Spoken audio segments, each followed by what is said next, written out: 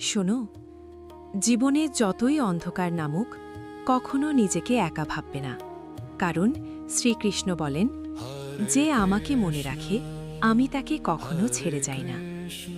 তুমি আজ যে কষ্টটা পাচ্ছ, যে দুঃখ, যে ব্যর্থতা তোমাকে ভেঙে দিচ্ছে, এগুলো তোমার শেষ নয়, এগুলো তোমার শক্তি হয়ে ফিরে আসবে।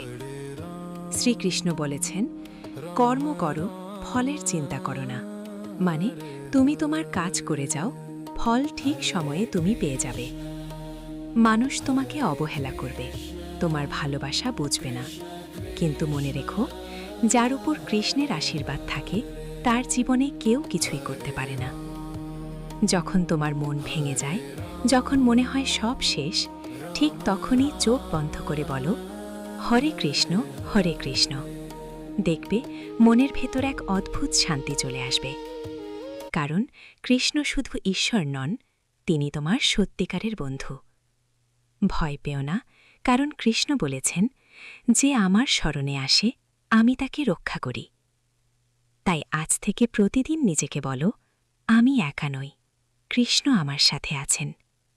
বিশ্বাস রাখো, সময় বদলাবে, পরিস্থিতি বদলাবে, আর একদিন তুমি নিজেই অবাক হয়ে যাবে কিভাবে সব ঠিক হয়ে গেল।